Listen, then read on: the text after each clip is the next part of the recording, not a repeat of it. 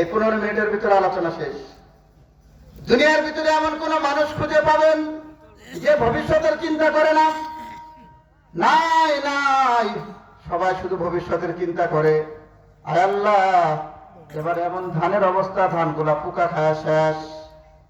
Current পোকা লাগিয়ে গেছে, রসুল লাগাইছে, রসুলের পাতাগুলা শেষ। ডিলারের কাছে এসে কথা বলে না, চুপচাপ বসে থাকে। ডিলার ভাই বলে, ভাই কি হয়েছে একটু বলেন, কথা বলে না। টেনশন, বড় টেনশন। জমি এত কষ্ট করে আবাদ করলাম, কিন্তু জমির ফসলের দিকে তাকাইলে মনটা ভালো লাগে না। বড় টেনশন, টেনশনে কথাও বের হয় না। ভবিষ্যতের চিন্তা, ভবিষ্যতে আমি এটা করবো, সন্তানকে এটা করে দিব, নিজেই করব, সেই করব, ভবিষ্যতের চিন্তা। আসলে এই ভবিষ্যৎটা কয় প্রকার এটা আমি আপনি জানি না। বলেন তো দেখি, ভবিষ্যৎ কয় প্রকার? ছাত্ররাও আছে এখানে, বড় বড় শিক্ষিতরাও আছেন। আপনার দৃষ্টিকোণ থেকে আপনি হয়তো 2-3 প্রকারের বলতে পারবেন, অথবা বলতে না পারবেন। আজকে একটা জিনিস শিখে রাখবেন, আমরা যে ভবিষ্যৎ করি, ভবিষ্যৎটা হলো 2 প্রকার। ভবিষ্যৎ কয় প্রকার? 2 প্রকার। কিছু নিয়ে যেতে হবে। ভবিষ্যৎ 2 প্রকার। নাম্বার 1, 1 নম্বর ভবিষ্যৎ অস্থায়ী ভবিষ্যৎ। 1 নম্বর ভবিষ্যৎ কি নাম? অস্থায়ী ভবিষ্যৎ। আর 1 প্রকারের ভবিষ্যৎ হলো চিরস্থায়ী ভবিষ্যৎ। তাহলে ভবিষ্যৎ কয় প্রকার?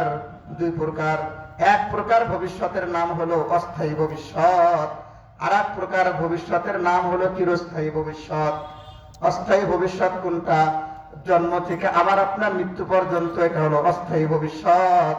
আর যেদিন আমাকে আপনাকে এই ঘরের ভিতরে রেখে যাবে, সেদিন থেকে শুরু আমার চিরস্থায়ী ভবিষ্যৎ।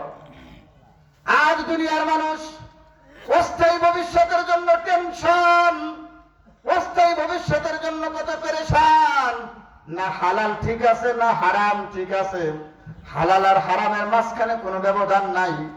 শুধু অস্থায়ী ভবিষ্যতের জন্য টেনশন আর পেরেশান, টেনশন আর পেরেশান। ও ভাইজান, এই ভবিষ্যৎটা তোমার চিরস্থায়ী ভবিষ্যৎ না। তোমার ভবিষ্যৎ চিরস্থায়ী একটি ভবিষ্যৎ আছে, সেটা হলো কবরে নামার পর থেকে তোমার চিরস্থায়ী ভবিষ্যৎ শুরু।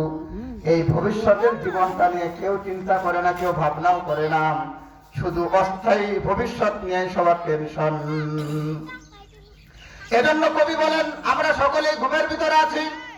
আমরা সকলেই, আপনারাও ঘুমের ভিতরে আছেন।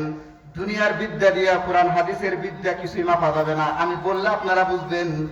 আল্লামা ফরিদউদ্দিন আত্তার রহমতুল্লাহ আলাইহির একটা কিতাব আছেন, কিতাবটা আমরা পড়েছি।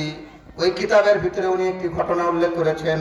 মারদুমারা সর্বসরদার খাবদা গস্তে বেদার আকে উরফ আজ জাহা। মারদুমারা সর্বসরদার খাবদা গস্তে বেদার আকে উরফ আজ জাহা। দুনিয়ার মানুষ তোমরা সবাই ঘুমের